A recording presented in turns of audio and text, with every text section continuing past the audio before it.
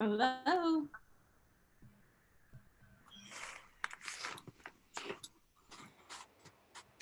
Hey, Sarah. Hey, can you see me? How you doing? Doing all right. You? Scooching back here.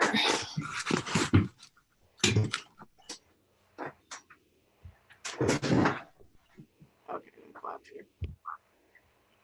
It was like super.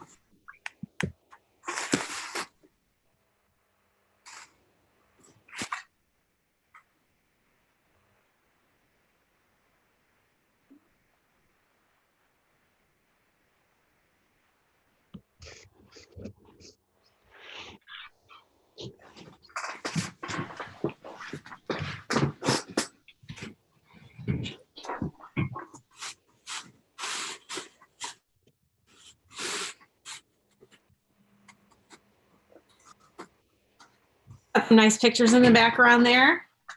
They're from last cycle. I like your purple. Thank you. I do too. It's become quite a brand around here. We almost everything is purple around here. So. Makes it easy.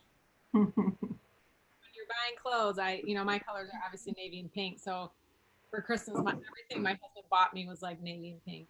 Yeah, I know. It's getting out of control, honestly. I'm a big. Okay, guys, we've got one more minute. How's everybody doing?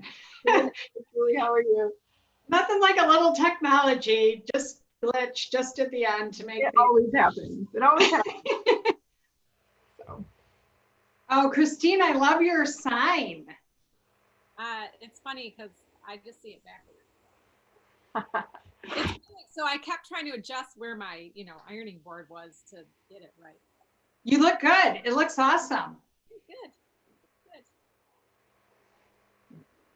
Okay, I think we are waiting for a signal from our friends to begin.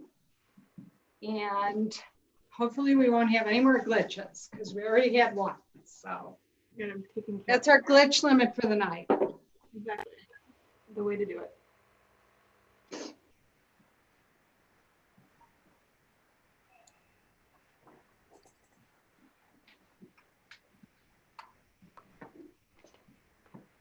Sorry, I'll need light in a few minutes. I didn't have the light on. It's so bright in here.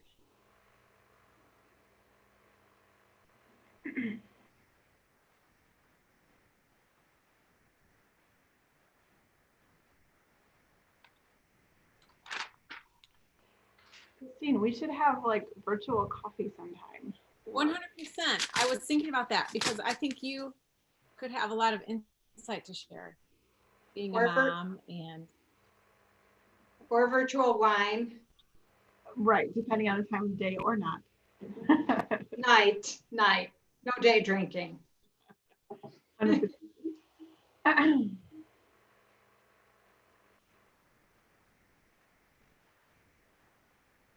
Well, after this, we'll have to email. We have each other's email. Yep. Have you guys met each other in person? Okay, what we're going to do, we're going to give it 5 more minutes to let more people get on. Okay.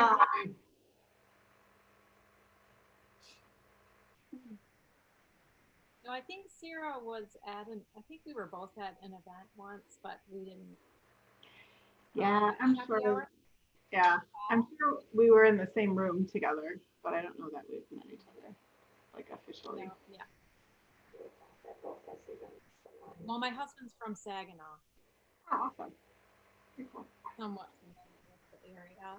Yeah. Yeah, there was that like wine and beer, like I don't know, cocktail hour, right? A couple of months ago. Yep, that was it. Oh, beer and wine, yeah. Is that the first time you guys met? Probably. We just were in the same room. Yeah. Oh, you didn't meet. Okay. Yeah. Back when we could shake hands with people, I think we probably shook hands, but. Remember those days? I know, right? Oh, the good old days. I remember them fondly. I think things are going to change. I think that's something that a lot of folks are not going to ever want to do again for a while. Yeah, it's going to be really hard, like the reflex to shake hands. Totally. Right. Over for a while. For sure.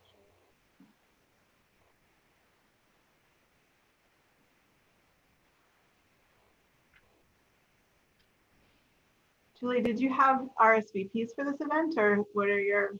Yep, we did have RSVPs, and right now they're watching the viewer count on the event, kind of hoping that the numbers will go up a little bit. You know, a lot of times people don't show up right on time, so. They have their own technical issues. So.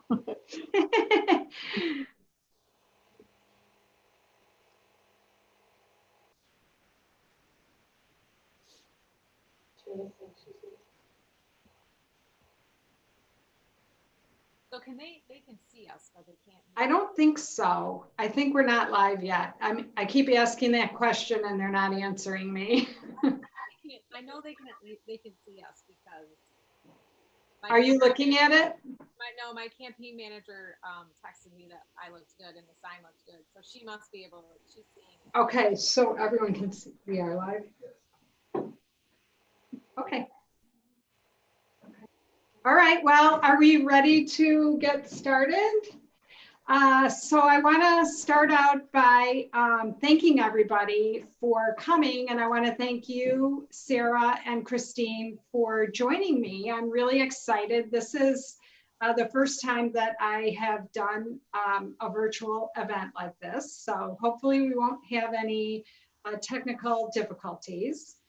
And the way that we're going to do the format for the evening is that I'm going to give some brief introductory remarks about these two fabulous candidates. And then they're each going to take 10 to 15 minutes to introduce themselves and give us some background on themselves before we start taking questions. Before we begin this virtual meet and greet for the Brixie Blue Wave Fund, I do really want to start by acknowledging that the outbreak of COVID-19 has really changed our ways, changed our lives in a way that we never imagined, at least that I never imagined I would be going through these things, or that our city, our state, and the whole world would be enduring this pandemic. I want people to know that I'm working hard every day to increase our state's healthcare capacity, to make sure that kids have access to healthy food, and helping families with unemployment assistance. That's one of the things that takes the bulk of my time in the office every day. And that's the virtual office, because myself and my staff are working at home, just like most everybody else, unless you're a frontline worker. So if folks need information on COVID-19, I would encourage everybody to visit www.michigan.gov/coronavirus. The pandemic has things changing daily, sometimes hourly, and this is one source of information that is really up to date. So I realize that nothing's really ideal right now, and that's the nature of enduring a pandemic, and the deadliest pandemic that we've had since the early 20th century. So we have all had to make adjustments to our lives in a collective effort in order to protect our families, our friends, and our communities from the spread of this disease. And I want to applaud Michiganders everywhere for doing what they can to stay safe and support one another. I've been, my heart has really been warmed by the outpouring of concern and support for my own community, for other people in the community, to make sure that those are vulnerable have what they need. So if You have any questions about any specific types of assistance, my staff is providing a link in the comments to my most recent email update, and that really contains a wide variety of resources for both federal things, county level things, state level things.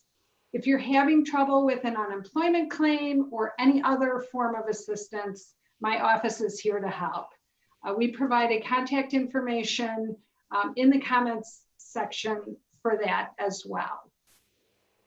So now, why are we here tonight? We're here, friends and supporters of the Brixie Blue Wave Fund are here to meet two candidates that the fund is supporting. And to give you a little bit of background about the Brixie Blue Wave Fund, the day after I won my primary election in 2018, I started the Brixie Blue Wave Fund to help us elect Alyssa Slotkin, to help flip our statewide offices, to help elect Gretchen Whitmer, Dana Nessel, and Secretary of State Jocelyn Benson, and to help flip the Michigan House. So we succeeded in electing Alyssa Slotkin, every statewide office, and Alyssa is really doing an amazing job representing us in Congress. So, you know, due to the gerrymandering that is so prevalent here in Michigan, we came 2,803 votes shy of flipping the House. And that was, you know, despite the fact that a majority of the votes cast statewide were for House Democratic candidates. I'm so grateful that the Voters Not Politicians group were successful in their efforts to end gerrymandering, but those efforts aren't going to take effect until the 2022 election. So since I started the Blue Wave Fund the day after my election, we've raised over $215,000 to flip Michigan, thanks to the support of over 1,000 residents. I want to thank everyone who helped us get to this incredible point. You know, tonight is an opportunity for you to meet two of the outstanding candidates that we have running in the 16 critical seats that we have to either flip or hold on to in order to get to majority at the end of the 2020 cycle. So now I'm going to start by introducing Sarah, our stellar candidate in the 98th district in Midland. Sarah, do you want to introduce yourself? Absolutely. Thank you so much, Representative Brixie, for this and for your creativity, right? For doing this time that we're in right now, where we're all coming together to help each other in our communities get through this crisis, has created lots of opportunities to be creative, right? And this is just one of them. So thank you for doing this. I really, really appreciate it. So a little bit about me and about kind of my path to this seat in front of you all today. So I'm a candidate for State House in the 98th district. The 98th district includes most of Midland County and some of Bay County, so sort of right there in the middle of the state. We have the city of Midland, which is about half of our population, which is a city of folks who are, you know, who work for Dow or work for our medical organizations and have a pretty high degree of education. And then around the city of Midland, you get out into more rural and beautiful rural communities as well. And so that's the district that we're in. I was a candidate in 2018, and I nearly won in a district that has not been won by a Democrat in 98 years. We got 48% of the vote. So we closed a gap from, in 2016, that was a 20% gap, a 20-point gap in 2016 to end with 48% of the vote. We did that, my team and I, in a year where Bill Schuette was the top of the Republican ticket, and Bill Schuette is from Midland. So we were able to close that much of a gap in a year where the top of the ticket had an individual on the Republican side who was from our town. And our district is very similar to the 8th Congressional District and Alyssa Slotkin's district as well, because it was also won and predominated by Trump in 2016. So that's a little bit of the district. I am, in my day job, a vice president for human resources for a large national nonprofit organization that's focused in the education space. So I run a team of about 20 people who work in the human resources field for about 5,000 workers across the country, and a staffing budget of over $13 million. And so throughout this whole experience, I get the same 2 questions asked over and over again. And so I'm sure those same questions are on your mind. The first one is, why are you running? And the second one is, why are you running again? And I thought I would go ahead and just answer those 2 questions for you all. The simple answer to why I am running is because I want to serve my community and my state. As I mentioned, I work for a nonprofit organization. I've actually spent my whole career in nonprofit organizations, working for mission-driven companies that are doing work to help support people and help them make sure they have a good future. I worked for a shelter for homeless youth and a free and low-cost medical clinic in Lansing at the beginning of my career. I worked for a human rights law firm in New York City in the middle of my career, and I spent the last 13 years in this organization really focused on education in our urban centers across the country. So I really see being a state representative as an extension of that life's work, an extension of the focus that I've always had on serving communities who need support. The longer answer to why I'm running has to do with 2 stories that I'll tell quickly. The first happened when I was 16, and I'm actually from Flint, and I'm the daughter of an auto worker and grew up in the sort of height of the Flint era, and then lived through the downfall of that great city. When I was 16, I got a call around midnight, and it was my mom, and she was not at home. She was at my aunt's house, and she asked me to go ahead and ride my bike over to my aunt's house so I could babysit my baby cousins. So I did that, and when I got to my aunt's house, the adults went to the hospital, and I didn't know why they were going to the hospital, and they were there all night, and they returned at about dawn. And what I remember the most was my aunt coming into the house and collapsing on the kitchen floor and screaming without sounds. And at some point, somebody let me know that what had happened was my uncle was involved in an armed robbery, and he was killed in the course of that armed robbery. And I remember, the second thing I remember the most about that night was going into my baby cousins' rooms and kissing their heads and just hoping that they would stay asleep just a little bit longer, because I knew even at 16 the pain that they were going to awake to. And I spent a long time after that being so angry at the 5 young men who were involved in that robbery. And eventually, though, I came to realize that there were actually 6 victims that night, the 5 men who were involved and my uncle, because society had failed all of them. What happened in their lives, in their childhoods, in their education or lack thereof, had pushed them into that parking lot in that cold night when I was 16, about 27 years ago. And I resolved at that point to do whatever I could in my career and in my life to try to create the conditions for people to thrive in our communities and not end up making those decisions and becoming victims. So that's one reason why I want to run and why I want to go to Lansing. The other reason, the other story happened about 10 years ago.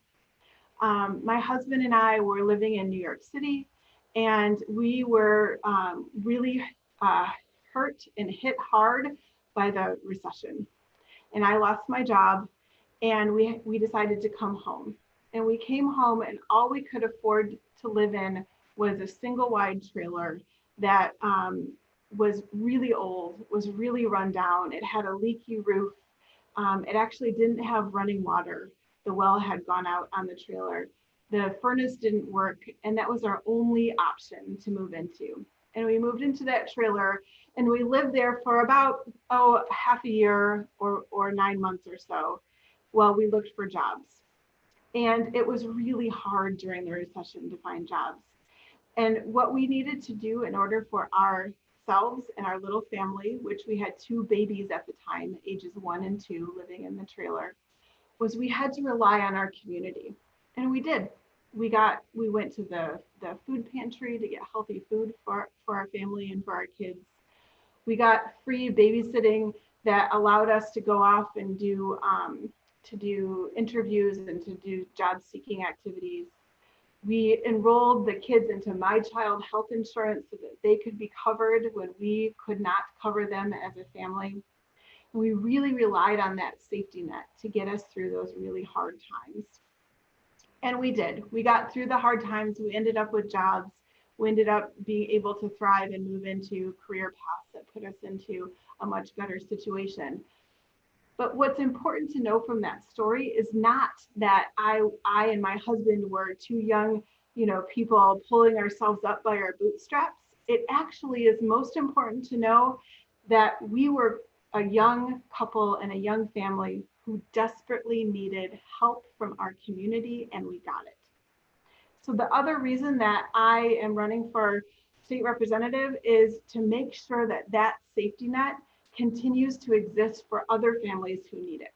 Because I really think that one of the biggest challenges of leadership is to make sure that people are able to reach their full potential and that that safety net is there when families need it. Because if all families are able to reach all of our potentials, then it benefits everyone. So those are my answers to why I'm running. And the answer to why am I running again after I lost narrowly the first time is pretty simple. I just don't have it in me to quit. Not after almost making history, not after almost winning, not after closing a 20-point gap to almost do it in 2018. I just can't put my sword down and walk away. And I just can't tell my hundreds of volunteers that it's over. Because what we all know is in order to make history, it's going to take a little longer than we thought in the beginning. And we can't quit because the stakes are so high.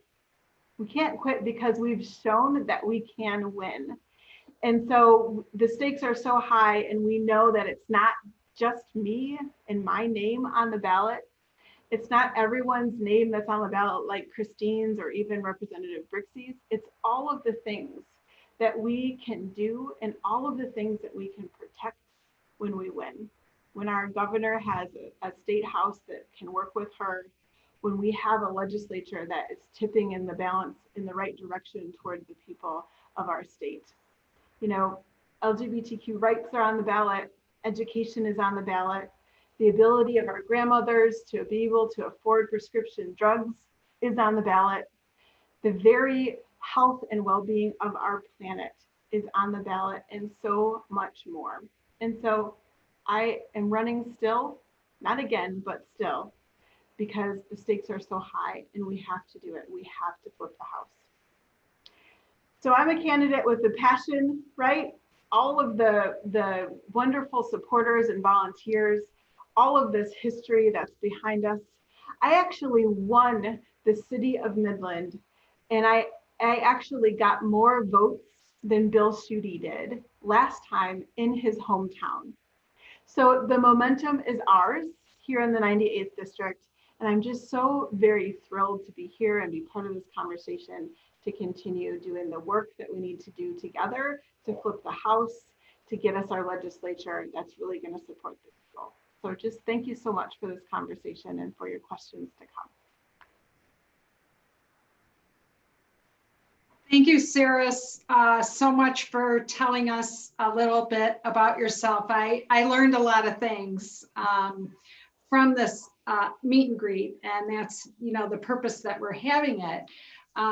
Wow, I didn't know about your story about needing the safety net when you first moved back to Michigan. And, you know, that safety net is something that families all over the state are really in need of right now, that we're seeing people in lines going to food pickups. And I know right here in our community, we have children getting lunch distributed to them at different distribution spots throughout the community. And I just talked to a lady that was working on our weekend survival kits, which is weekend food for kids in need.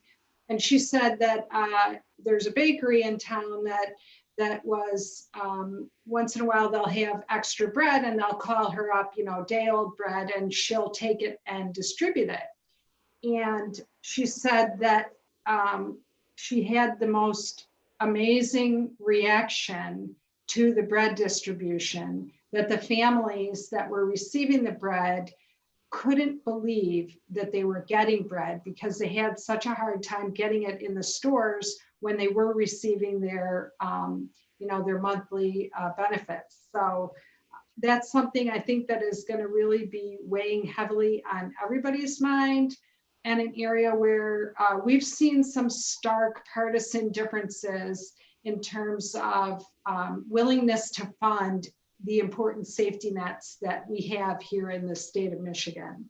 So, you know, I see, when I look at your race, Sarah, I see that you have a very similar path to victory as what Alyssa Slotkin had in the 8th Congressional District.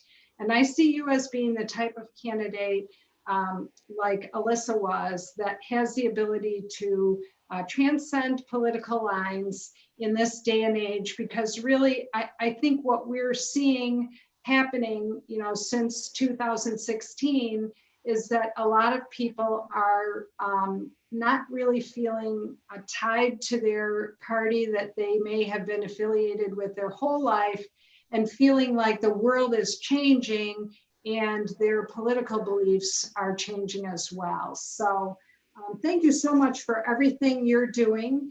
Your seat is not an easy seat to flip, but you have a path to victory. And I'm really excited that we could have you here tonight and meet you, and that I'm going to be able to be helping you in your campaign in the future. So now, thank you. That was Sarah Schultz from Midland. Before I send it off to you, Christine, I want to tell folks that I want to let everybody know that you can begin submitting questions in the chat thread to the right of the video feed. And all you need to do is to be signed into a Gmail account. And if your question is directed at a specific person, please let us know in your submission. So now I am ready to turn it over to Kalamazoo County Commissioner Christine Morse, who is going to help us flip the 61st district in Kalamazoo. Christine? Thank you, Representative Brixie, for inviting me to share our campaign with the Brixie Blue Wave Fund. I want to thank everybody for participating today and watching and sending in questions. As Rep. Brixie indicated, obviously we're living under very difficult circumstances right now, but if we're going to flip this house, it is critical that we continue our work right now. So thank you for participating in that. I'm running for the 61st State House District, which encompasses, it's all within Kalamazoo County. It's the city of Portage, as well as the townships of Ashimo, Texas, Prairie Run, and Schoolcraft. So we are a mix of suburban and quite rural. But in the election of 2018, Governor Whitmer did win this district by 7 points. And the Democratic candidate that ran against an incumbent lost by only 1,200 votes. It is an open seat this time around. So we see it as an opportunity to flip it. Absolutely. I just want to get in a little bit about my background first. I was born and raised in Tecumseh, Michigan. It's a small town on the east side. I went to Michigan State, where I actually had my first taste of politics. I interned for Lieutenant Governor Binsfeld as part of my political science pre-law degree. And so it's fun to think back on those times and being there in the Senate chamber. I then went to Wayne State and studied for my law degree. I took the Bar of Michigan and passed it, practiced here, but then my husband had joined the Navy during dental school. So we moved to California, San Diego, and I took the California bar and started practicing there. But then the Navy continued to move us, making a legal career very difficult. And we also had children along the way. So we moved from there to Maryland, where he was at National Naval Medical Center, to Okinawa, Japan, to North Shore, Chicago, to Kalamazoo in 2010, where he is now practicing and is an oral surgeon, small business owner here in town. I've pretty much stayed home with my kids. I was diagnosed with breast cancer in 2011, just a year after we moved here. Was a very interesting situation because I didn't even have a healthcare provider at the time. So I navigated that whole process in an interesting way, let's put it that way. But after a year of successful treatment, I'm still here. Thank goodness for modern medicine and a lot of positive energy sent my way. So after going through breast cancer in 2011, 2012, I did participate in something called the Pink Owl Project, which was an essay and photo exhibit by young breast cancer survivors here in Kalamazoo. So we exhibited it for a few months around town and had a fundraiser. But thankfully, as most survivors do, we move on and we kind of move past it, thankfully. And I went to culinary school for a bit here at KVCC. And then the 2016 election happened. And my husband and I, of course, were, couldn't believe the result. And we spent a lot of time, being upset about the things that were happening. And we just looked at each other and said, we have the opportunity for one of us to do something. And he's the primary wage earner. I have an affinity for the political life to some extent. And so decided to take that on in 2018. I decided to run for Kalamazoo County Commissioner against a Republican incumbent. I ran to improve, or really there was a lack of transparency, a lack of accessibility to that county commissioner. And so I just ran on the idea that people should have responsive government. And that really resonated with people as I knocked a lot of doors, 5,000 doors, raised $20,000, sent 30,000 pieces of mail. I'm sorry to the environment. But you know what? We have a rural district and mail can be, very helpful in that regard. And I ended up winning by 400 votes. And no one here in town who didn't know what we were doing thought I had any chance because I was a no-name, didn't have a background. And we won it anyway. And we won it the good old fashioned way with doors and dollars. That's what we did. That's what worked. And people really, I think, want a responsive government now. They want to know if they contact whether it's a county commissioner or your state house rep or all the way to Congress, they want that leader to be responsive. So I'm continuing that. It's part of the reason why I'm running for state house. If we're going to talk about the reason why, we continue to need responsive government at the state level. With the incumbent we've had for the past 3 terms, we certainly have not had it here in Kalamazoo. I don't think we've had a person who's truly representative of the people here in District 61. And so I am running to change that.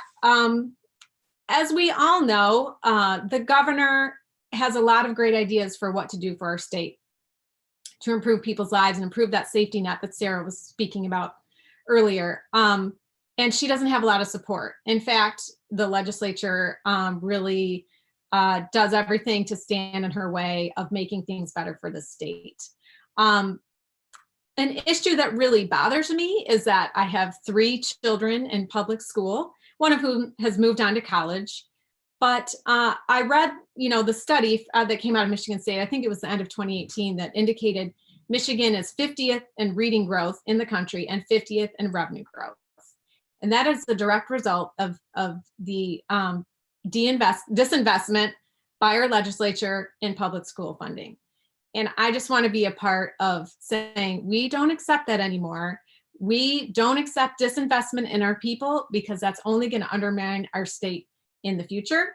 And so that's one of the issues that's very important to me. I also hear, my friends complain about overcrowding. We're in Portage Public Schools, which is really one of the top districts in the state. And we still struggle with things like overcrowding. So, and that's, directly due to not enough funding. So that's one of the issues I would like to work on. I also, being a cancer survivor, understand that accessible healthcare is vital to people. And if you don't have healthcare, then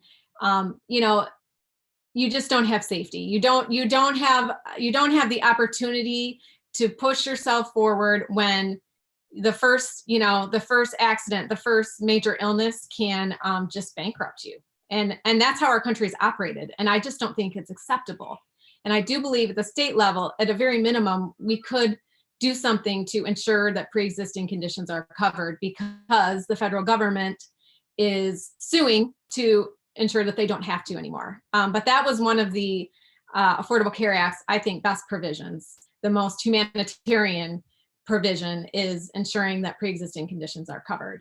Also, Sarah mentioned our prescription drug prices are very high. And if you look at countries around the world, I mean, we by far pay more for our prescription drugs.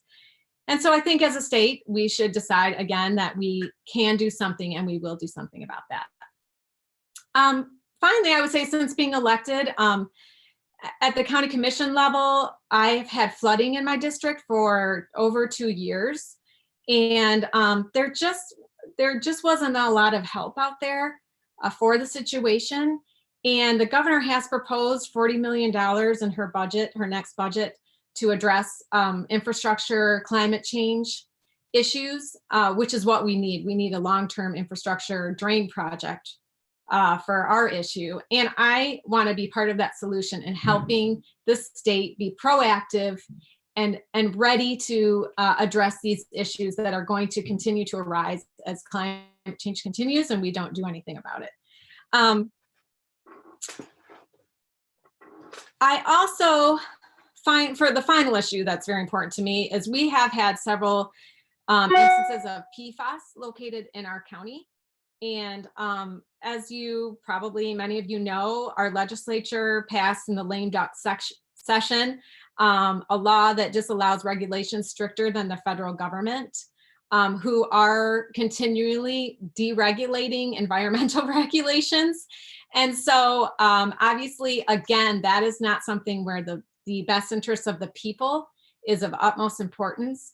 And again, if we don't have water, what do we have? We need it to survive. So I will do what I can at the state level to ensure that we are protecting our water resources. So I'll finally just say a little bit, my opponent has a lot of money, but has a very shallow campaign to date. She's essentially running as a Democrat. She's trying to look as if she's a Democrat, because I think everyone knows that this district is so primed to flip that she's got to play it that way. So, it's really important moving forward that we have financial support, which is why I so appreciate the support of the Brixie Blue Wave Fund. And we, because we're going to have, with the crisis that we have now, we don't know exactly how we're going to have to respond. We definitely know we'll have to do more mail, and we're going to have to call people by phone, since we can't be out knocking those doors, which we would be doing now.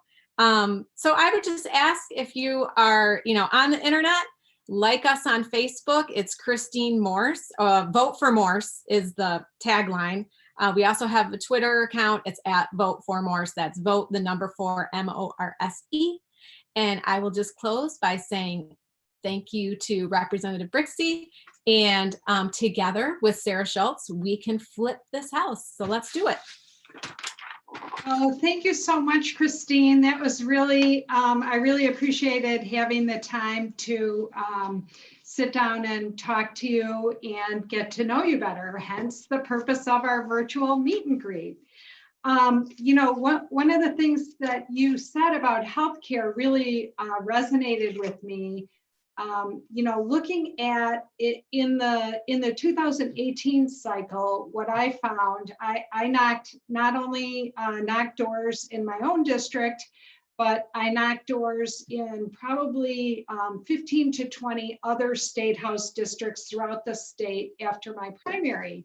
And one of the things that that I found knocking all those doors all over Michigan, rural Michigan, urban Michigan, all different areas. There were a couple of things that rang true in every neighborhood that I knocked in. And one was the importance of education. But the other one was access to healthcare. And that's something that in 2018, folks considered really, really important. And right now, I mean, if we look around us and see this terrible pandemic that is going on, you know, the uncertainty that people have with what is going to happen if someone in their family gets COVID-19 and they're currently unemployed because of the stay home orders. You know, we are in a whole totally different world than we were before, and one that again highlights the need for these basic fundamental things that Democrats have been fighting for everyday people all over, you know, the state and all over the nation. Currently today, the president is fighting the Affordable Care Act, trying to, fighting it in court, trying to get it to be made, to be struck down. And also Governor Whitmer and others have been asking for an extension for the enrollment period for the ACA so that people who are now out of work, we know that millions of people are out of work all over the country and that they don't have insurance because they're out of work. And to date, they haven't been allowed to get an extended enrollment period for that ACA insurance. Okay, so now we're gonna start the question and answer time period. And I appreciate both of you, Christine and Sarah, for participating in this. This is a pretty, I'm having fun. I'm enjoying myself. I don't know if you guys are. So we're gonna start taking questions, and to let people know, you can go into the chat thread to submit questions, and that's on the right of the video feed, and you simply need to be signed into a Gmail account in order to do it. And if you have a question for a specific person, please note that in your in the chat box. So I am going to start with the first question, and this is a question for Christine. And the question is, are there any experiences that you've had serving as a county commissioner that impacted why you're running or what you would like to do at the state level? Okay, thank you for that question. As I mentioned previously, the flooding situation really, and the fight for resources to try to address that situation really brought to light that there's not enough of a safety net when it comes to climate change and infrastructure in our state. Now, I know there's a million different things we have to pay for, and the budget process, I gotta imagine, is super challenging. But I think, you know, and we see it on the, you know, Lake Michigan right now with the erosion that's happening there. And like I said, 2.5 years of flooding here in my district. I just think we should try to be proactive in planning for the future, and just try to set aside some money for where the local governments, you know, can't afford to help, to really help with the solution. Now, the people in this district are paying special assessments. You know, they are paying for a big chunk of it, but I think if we could plan for that for the future, that would be ideal. Also, as a county commissioner, I would say there have been a couple occasions where we're concerned about unfunded mandates. So something that the state tells us we have to do, but the issue of the money always being there can be questionable, and it makes everybody at the county level nervous. In fact, with the budget impasse that we had earlier this year or last year, we were left looking at potentially $1.3 million deficit. Now, thankfully, they came to an agreement, and so we didn't have to make those cuts. But you know, we have to remember that local governments rely on the state for funding for a lot of things that the state wants us to fund. And so, however, we can try to ensure that we are covering those requirements, I will work toward doing that. Well, thank you. I look forward to having you as a colleague and lending assistance, because I also came from local government and was really frustrated because, you know, I spent about 20 years in local government.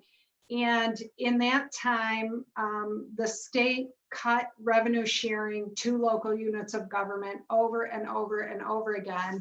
And then they gave some increases, but you know, the fact of the matter is that we're still operating the general fund of the state of Michigan on a budget that is 20 years old, the same dollar amount as we did 20 years ago. And the revenue sharing picture is the same. And that's really, really hard for local communities to provide the services that our residents want and need, essential services. So, you know, now here we are, looking at something that has dramatically and you know, unprecedented disruption of our whole economic system and all of our everyday habits and patterns. And so the recovery from the pandemic is going to be something that is really important for us to make sure that we provide what people need during this time. So I'm excited to have you here. Okay, now I have a question for Sarah. And Sarah, the question is, how did your experience as an HR executive inform your decision to run, and how will it inform your decision-making on public policy? Oh, great. Thank you so much for that question, whoever you are who asked it. You know, I think one of the things that I carry with me is that I'm not only an HR executive, I'm also an HR executive in the nonprofit sector, right? And so one of the things that has afforded me is the ability to really see how the human side, right, the people side of business influences business overall, and how those two things need to come together in order to make sure that a business is achieving its goals. And when you work for a nonprofit sector, your business goal is to change the world for the better. How wonderful is that? So being a nonprofit and an HR executive, I'm able to see that if we do things that can help lift up our people in our organization, then our whole organization lifts up, right? So like if we can take our compensation situation in an organization and notice that there might be some inequity going on between when it comes to gender, when it comes to race, and really work to level out that inequity and make sure that there's an even playing field and that there's fairness and justice in the pay practices of the organization, it's not in the short term only going to be a cost to the organization, but in the long term, it's going to make sure that we have employees who are able to reach their potential, employees who are committed to the organization and to really just spending their career in the organization overall. So I think if we could take those concepts, right, that just sort of people-centered concepts that not only benefit individuals, but benefit the whole, and if we can take those types of concepts to the state government and really realize that we need to make sure we're taking a long-term view on the decisions that we're making legislatively, so that that long-term view can help us solve things for individuals now and help them meet their potential, but also better the whole state and all of our communities in the long run. Healthcare is one example of that, right? If we can make sure that people have access to good quality healthcare today for preventative purposes, then what we're doing is helping them today, right? Be healthy, able to have careers and jobs and be able to meet their potential today. But we're also making sure that those same individuals don't have more expensive health issues later because they didn't have the opportunity to avail themselves of preventative medicine. So thinking about being people-centered is not only good for individuals, it's actually good business, right? And it's also good for our state. And so I think those are some of the sort of the center of who I am and why I do this work, why I do people-related work. My actual title at my organization is I'm the Vice President for People Services. And I don't think that could be any more perfect title for who I am and the work I do right now. But also people services is really the work of government when done well. And so I think those are the learnings and those are the philosophies that I can take to Lansing.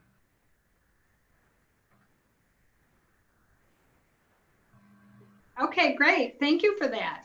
Okay, now I have a question for all of us. And this question is, and I'll start with Christine for this one. You can go first.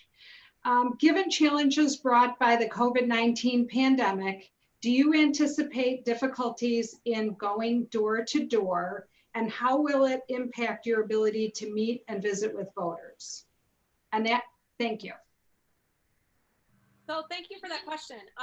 Yes, we definitely know that it will be impacted, is already impacted, because we would have started already. Now, of course, the weather is freezing this week, so I'm not sure how much we would have been out this week, but we definitely would have started already. And so 100% it will impact that.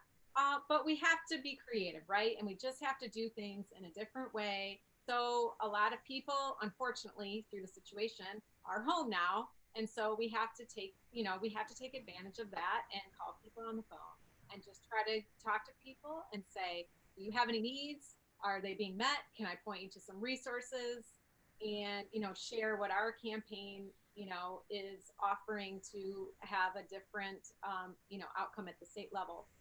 Because I think we all know, all three of us and all the people watching know, if we flip the house, the response to a situation like this and what we will be continuing to face next year, I'm sure, is going to be very different if you have a Dem majority. Now, we're still going to have a Republican Senate, but if we have a Dem majority in the House, then maybe, the way we work together will be different. I hope it will be. So yeah, it's definitely a different tack, but it's not impossible, and we still can reach many, many people. We just won't be able to see each other's faces.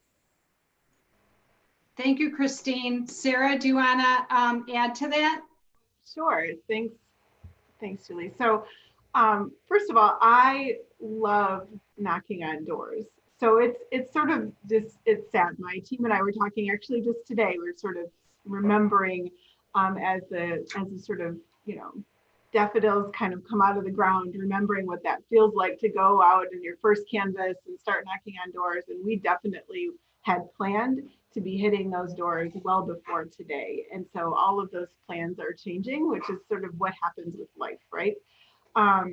So last time we knocked out, I think it was 126,000 doors. And hopefully we'll get to that again eventually in this campaign cycle. It'll be very sad if we don't, but we have to put some contingency plans in place in case we can't, and find other ways to reach voters. So the night before, the governor, our governor, decided the first round of school closings. I was thinking about our first canvas as I went to bed. I put my head on my pillow. I was thinking about our first canvas, how many people we were going to have, how we were going to do a big kickoff event for the first canvas. And I woke up, I went to bed a candidate, sort of thinking about that. And I woke up to hear about all the changes that were happening in our state, my husband is a teacher. He was not going to school that day. My kids were going to school that day, but we're going to be off on Monday. And so I went to bed a candidate and I woke up a community organizer again, right? Back to my roots, back to those sort of times after the 2016 election. And the first thing I did was reach out to my team and just said, we need to have a Zoom meeting and figure out what we can do for our community right now.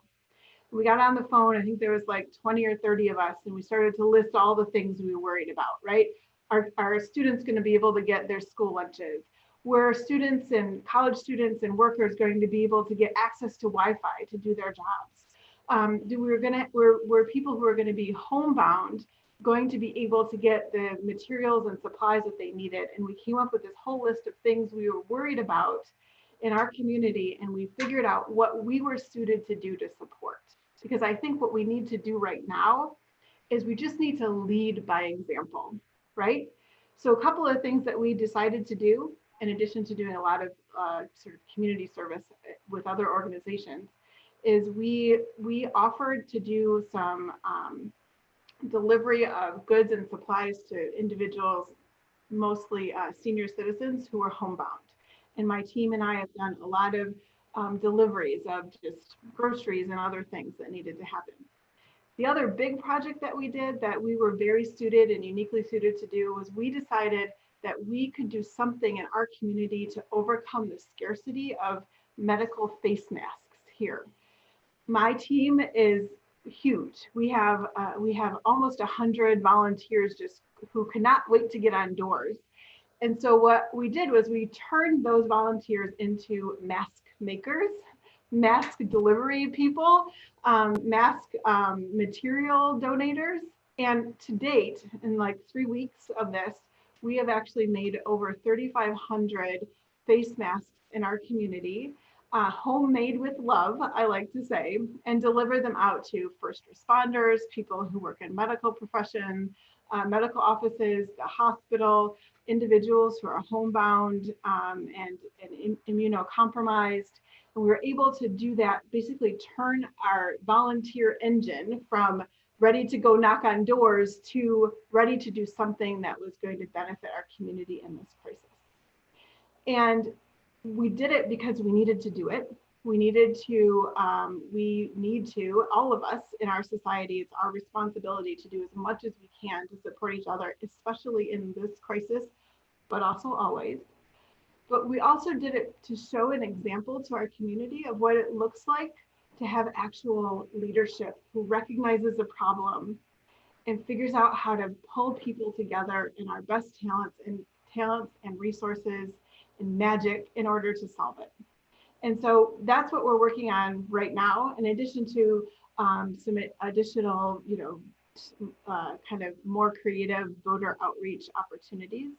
But I think if we can just go back to those community organizing roots, right, and just really realize where the problems are and develop the leadership and also communicate the leadership that's needed to solve them, then that's the best that we can do in this crisis. And so we have 3,000 people, right? 3,500 wearing face masks, knowing that it is my team that created that did that made that happen, that may have never interfaced with our campaign before. And it's just, I'm really proud that to be, doing my part in that effort. You have an amazing team, Sarah. I came out for your grand opening of your kickoff in Midland, and everything was decked out in purple, and I was really amazed to see all of your volunteers who were really into sewing and crocheting and arts and crafts. And my campaign wasn't really like that. It was a different kind of a campaign, but this is something that one of you people made before they did masks. It's this beautiful purple crocheted flower to let folks know that they're on your team. And what struck me was the people that they wanted to do something even when there wasn't something to be done. And the purple flower to me like epitomized the feeling that volunteers who believe so much in you on a campaign, when you're not quite ready for them yet, they still want to be doing something. So I'm really, my heart is really warmed by putting them to work on the masks. I think in everyone's community, we've probably seen this same thing. I have, everyone in my family has a homemade mask that somebody made, and we cut up vacuum cleaner bags and put the HEPA things inside so that they function as N95 masks, depending on what type of environment we're going into. And you know, the rallying of people coming around is something that just really, you know, makes me feel so proud to be part of my community, and really makes me feel like we're at a very transformational point in time, because people are realizing what is important, and we are important. People are important. We're seeing nurses and janitors and grocery store clerks being recognized for how important they are. And you know, 6 months ago, those folks may not have been viewed as very important by a lot of people before. You know, we have police officers and firefighters, and they are doing an important job as well, and doctors. But I think that those are professions that have received recognition for their efforts before. And what we're seeing now is all sorts of people coming together to help us work on this pandemic collectively. And by us staying home, we are helping work on this collectively, because we're helping kill it off and choke it out. So thank you for those ideas. Okay, I have another question, and this is an education question. So this question says, oh, I wanted to say one more thing about the challenges of going door to door. You know, that's not the only problem that campaigns are facing. So the way campaigns work typically for Democrats is that we work really hard, and we typically are greatly underfunded in comparison to our Republican opponents. They usually pick up the phone and make a few phone calls and get the bulk of their funds from just a couple of people. And Democrats do it a different way. We rely on many, many, many small donations in order to run our campaigns. And the way we do that is typically by holding picnics and events, parties in the park, an event, a happy hour at a bar, or a restaurant, or a party at someone's house, a breakfast, a brunch, and people come together and gather and make a small donation. And so the whole kind of fundamental framework behind our campaigns is really being dramatically impacted by conducting a campaign during a pandemic. So I have another question for you guys. This question, it says, it's kind of a long one. Several studies have shown that Michigan is underfunding pre-K education, and teachers are particularly concerned about the law mandating third graders be held back if they can't read at grade level. So what are your thoughts about improving pre-K through 12 education? Christine, do you want to start out? You're muted. You need to unmute yourself. Sorry about that. Yes, I do believe, and the governor was already talking about this before schools shut down, that they want a waiver, they wanted a waiver for that third grade reading requirement, because I think the evidence is showing that that's not working for our third graders, and holding kids back is not working. And I think we really should look to our experts in education I think we should look around the country to see what other states have success in improving their reading growth, because 50th in reading growth is not acceptable. I mean, it was really shocking to me when I learned that statistic.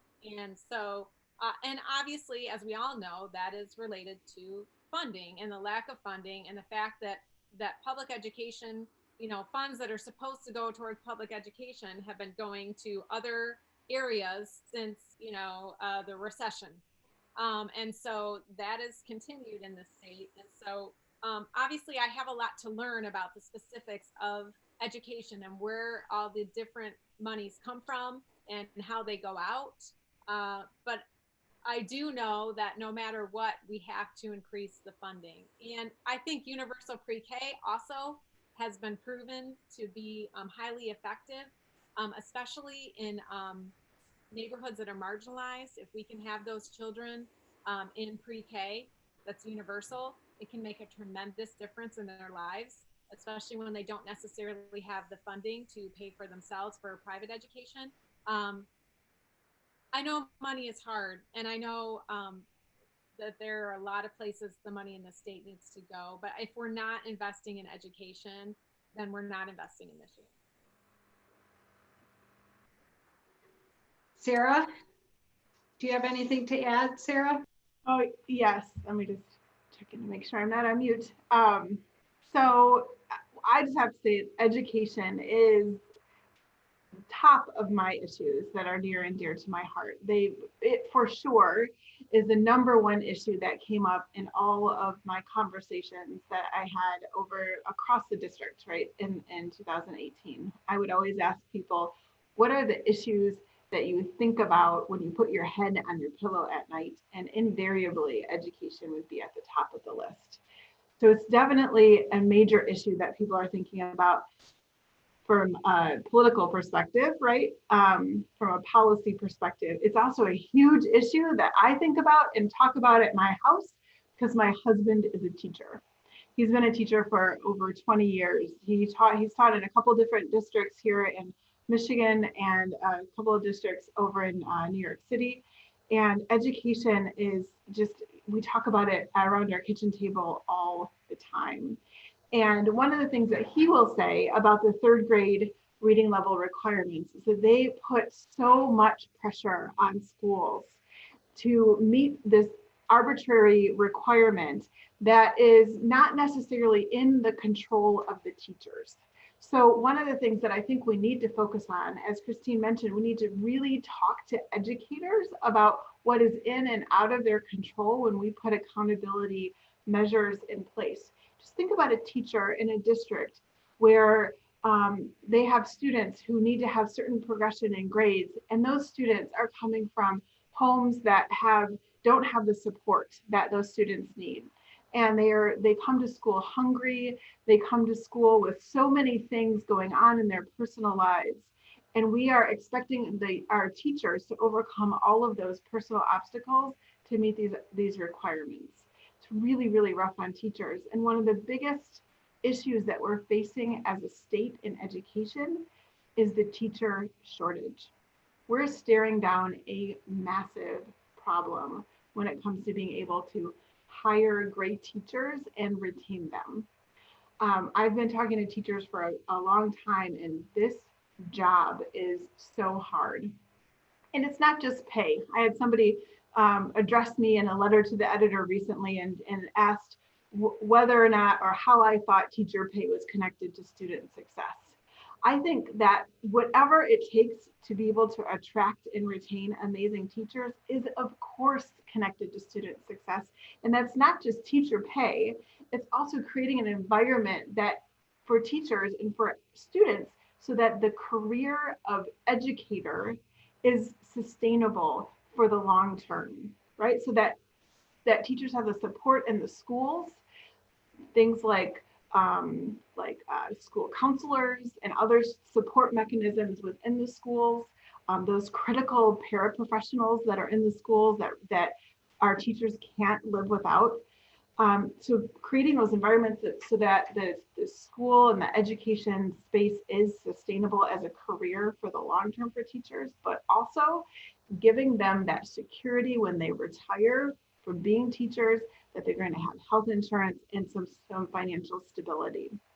We have something like 100,000 people in our state who are educated and trained teachers who are not teaching. These are not retired individuals. These are folks who have gone to school to be teachers, started in that career, and decided they couldn't do it anymore. Meanwhile, we're looking at a teacher shortage that's going to impact our ability to educate our children for the long term, and that's going to impact our future.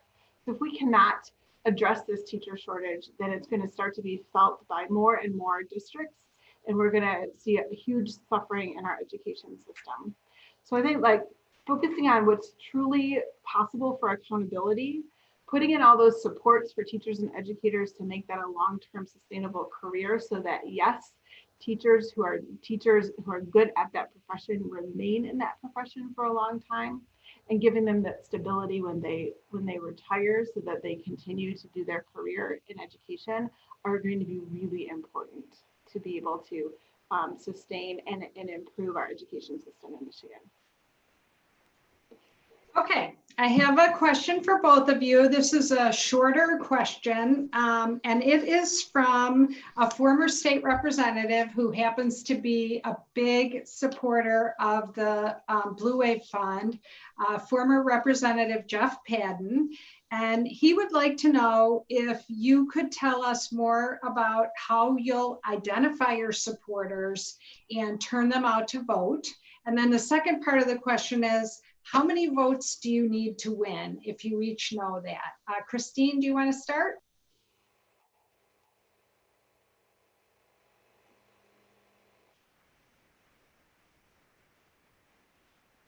So I go? Okay. You know, as of right now, the way we're going to work to identify is calling on the phone. You know, just as we would if we were knocking doors, we will call people and you know try to have a conversation, see what issues are important to them, and to see you know if we can convince them to vote for our campaign. I believe our win number is just under 24,000. Great. Sarah, how are you going to identify and then turn out your supporters in the election? Great. So our win number is 22,264. That's our win number. We're very data driven on the Schultz campaign, and that's one of the ways that we are identifying those supporters and turning them out to vote. Right, understanding, you know, we have the benefit of being through a campaign cycle, being able to look at the data that comes from that campaign cycle, and knowing where we have pockets of support, where we have support trending in the direction that we need it to, and where we can focus our efforts. One of the things that I just lean back on as much as possible, there's a reason I'm doing this, is my group of volunteers. I have over 100 volunteers. One of the days, one of my favorite pictures from the 2018 election cycle was during Get Out the Vote. And we were doing a canvas around Get Out the Vote. And we had everyone, when they came into the office, before they grabbed a list and went out knocking on doors, they wrote their name in a box on a whiteboard. And we had over 80 names on that whiteboard. And I took a picture of it. And I love that picture so much because it represented 80 people out in the community at that same time talking about our campaign and getting out the vote. Those same people they just cannot wait to do more for the campaign now. And I can't turn them into door knockers just yet, but they're out there, they're doing phone calls. We're using platforms like Hustle. We're doing, we're going to be doing mailing campaigns, other sort of virtual ways to connect and get the information out. It's really my volunteers. I always say that they are both to thank and to blame for me doing this exercise, because they really are the driving force behind everything that I do. I'm just the lady who happens to get her name on the stuff, right? But they're really the reason I do everything. And so it's really them. It's really, they're the answer to getting, connecting with voters, to be getting out there and getting the message out that we need to get for election day. Okay, well, thank you both for that. Okay, we have another, thank you, Jeff Padden, for that question. And thank you for your generous support. We have a question from one of your fellow candidates, Nicole Braden, and she would like to know what response are you receiving while you're reaching out to voters during the COVID-19 pandemic?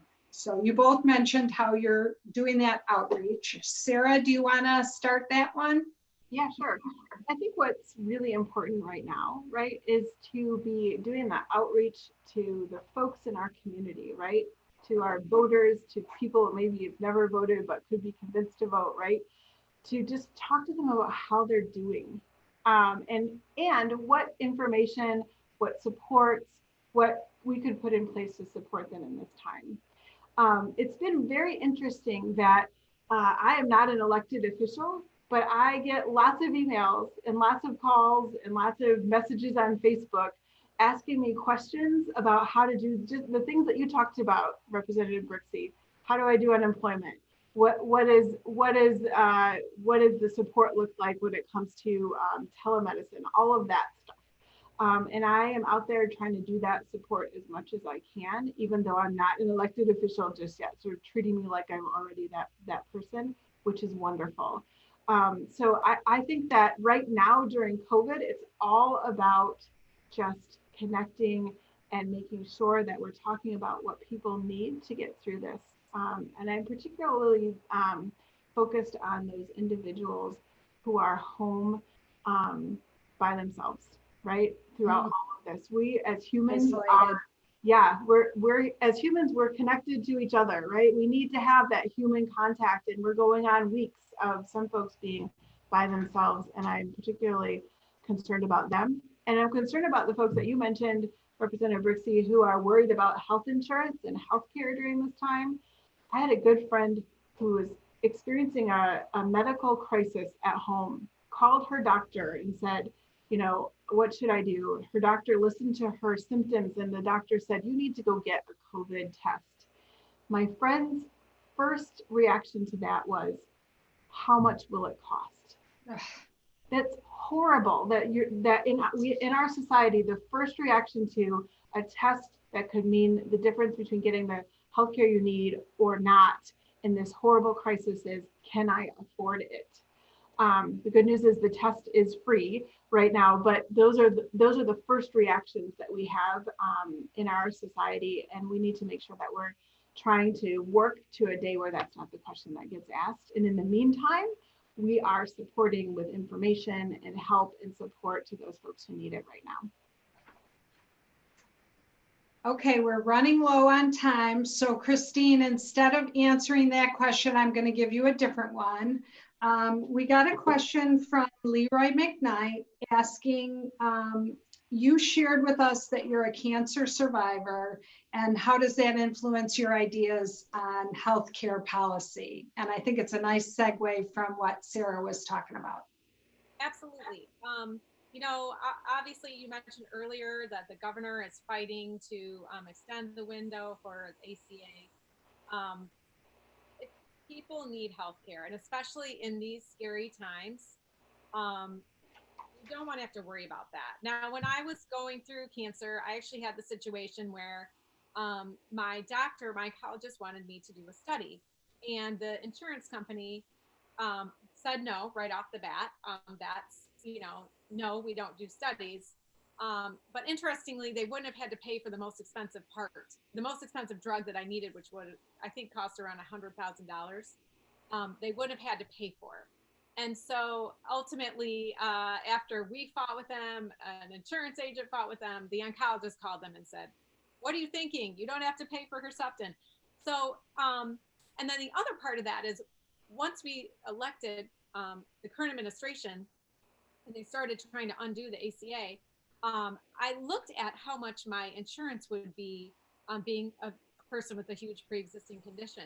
And obviously they're estimates, but at the time it was a $30,000 premium, which, who can pay that? I mean, and it's just outrageous, that that is where we are in this country, that we don't care enough about the other humans in this country, that we want to make sure when they need a doctor, they have access and they're not going to go broke doing it.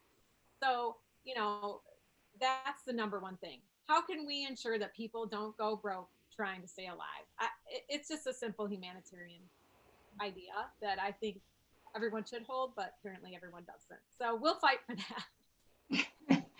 Well, I think that as we're seeing all over the country and all over the state, that people are a lot more cognizant about how important healthcare is. Some of the social implications about who is a victim in Michigan of COVID-19 and the disparity that different demographic groups have access to healthcare and what contributes to them perishing from the disease is something that is very telling about the importance of us doing a better job on providing healthcare to everyone. I am a firm believer in a basic democratic policy that all children should have access to quality, affordable education. And another democratic ideal is that all people should have access to affordable, quality healthcare.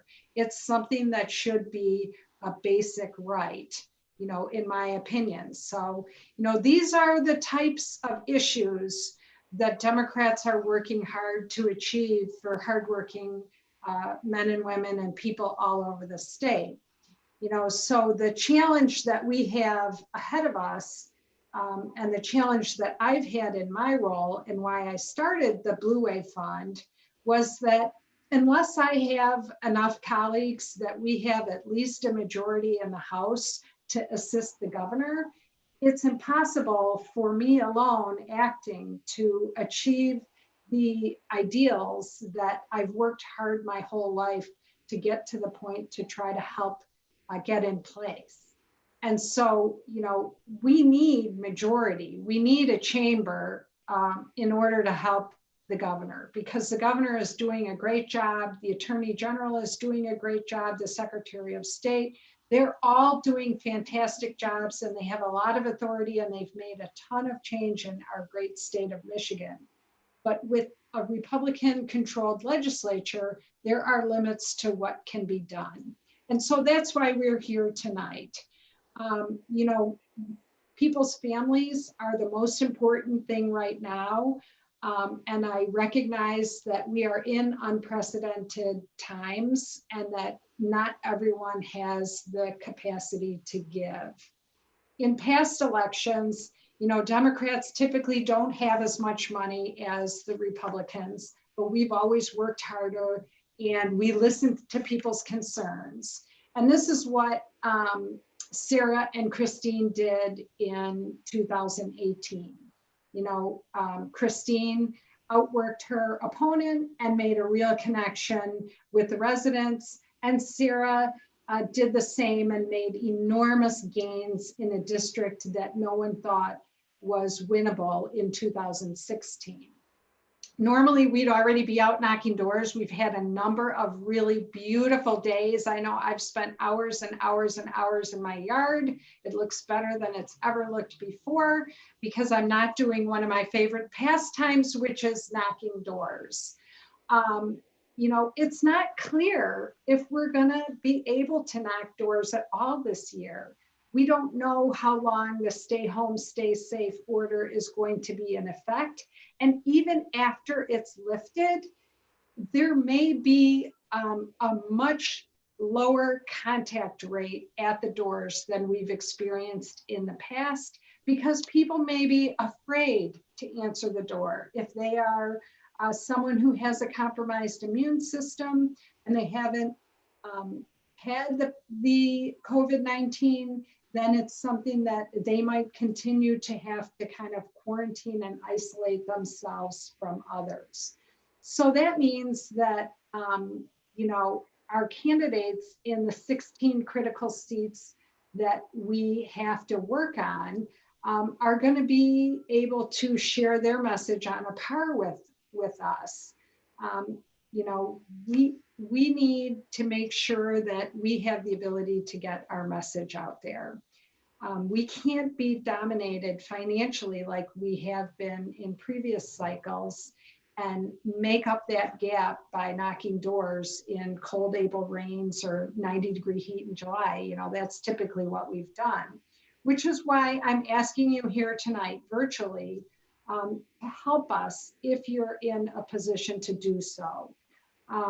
You know, I mentioned before, I alluded to some fundraising differences that we have.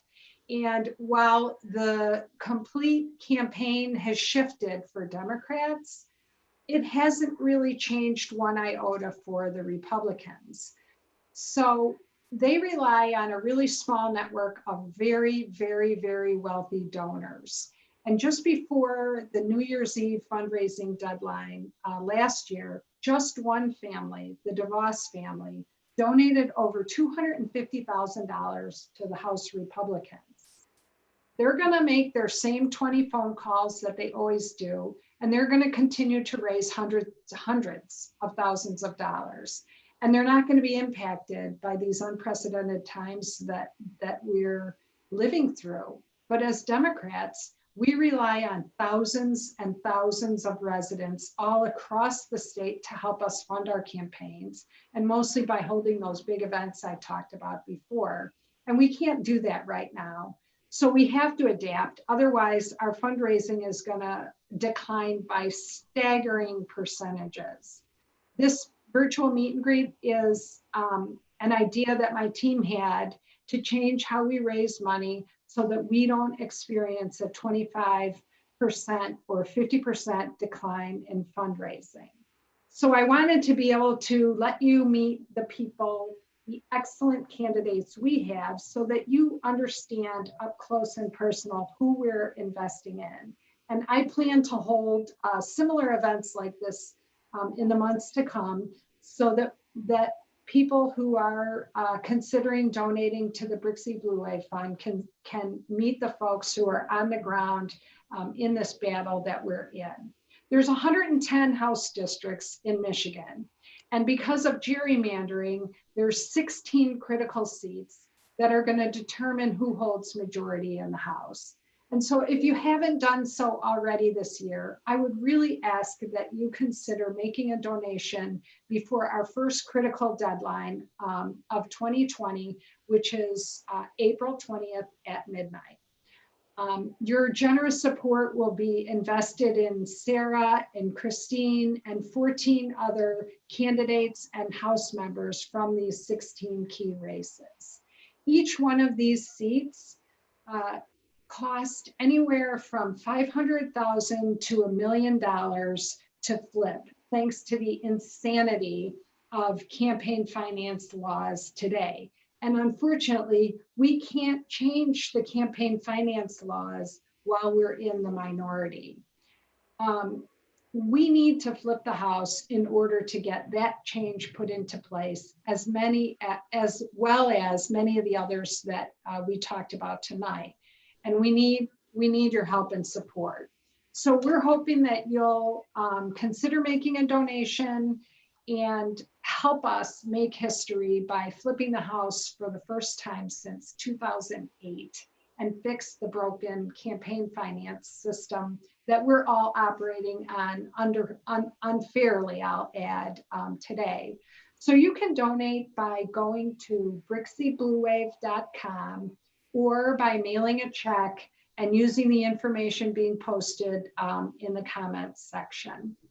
I want to thank everybody for joining us tonight, and thank everybody again for doing what you can to stay safe and support your fellow community members and residents. Everyone's been doing a really good job. I want to take a moment to also thank the folks that have been helping me that are on my team. Dan Opsimer is one of my staff members who is also an elected official and has been instrumental in helping with the Blue Wave Fund. Rachel Sycon has been a big help, and Marty Weaver. So I want to thank the folks that are kind of behind the scenes, literally behind the scenes, making the technology run today. And I want to give Christine and Sarah a moment to say thank you as well. Sarah, you want to start? Sure. I just will just reiterate my appreciation and gratitude for this time that we're experiencing right now. And one of the things that I think is interesting in this time, right? In this, all of the sadness and crisis that's going on, is noticing where things are little pearls of gratitude, right? Little things that we can do together that maybe we haven't done before to take advantage of the situation. And this is just one of them. That us all coming together in this virtual way to have these really important conversations, really critical questions and answers, to come together to galvanize ourselves around this goal of flipping the House, not because it's, great to win an election, but because of all the work and all the things we'll be able to do when we accomplish that goal. So I just appreciate you, Representative Brixie and Christine, and everyone who's engaged in this effort, not only tonight, but for the long haul. And I look forward to seeing you both as colleagues in Lansing come next January. Sarah, how can folks donate directly to you if they're interested in that? Can you give us your website? Head on over to our website. That's sarah4mi.org. Sarah with an H, SARAH, the number 4mi.org. From there, you can you'll find some information and some information and instructions on how to donate. Thanks so much. Okay, Christine. Thanks again to Representative Brixie for inviting me on this evening. It really was a breath of fresh air to just be able to chat with some other folks who are really passionate about making a change for the state of Michigan. That would be amazing. And I hope we are all part of it. And I know we will all be working so hard to get there. So thank you. And thank you to the Blue Wave Fund for your great questions and your attention. And I wish the best of luck to Sarah. I know she'll be over there working really hard to flip that seat. And if you would like more information, now I will caution, my website's under construction. You can get there. It will be new and improved in a week or two with a lot more information. But it is up, and you can donate at www.voteformorse.com. That's the number 4 MORSE.com. Thank you. Okay, I want to thank everybody. Thank you guys for, thank you both for coming on and participating. It was really fun to get to know you better, and I really look forward to working with you over the next 7 months as we, march forward and work on to majority. And I want to thank everybody at home for tuning in. And I want to thank, we have so many really wonderful donors that are helping. We have folks that are helping with $5 a month, folks that are helping with $15 a month, and we have folks that are helping with $50 or more dollars a month. And so, every level of giving really helps. And I'm very appreciative to the folks that care about the same things that we care about. Education for our children, healthcare for everyone, and good work for the environment and keeping our environment clean. So thank you all so much, and good night.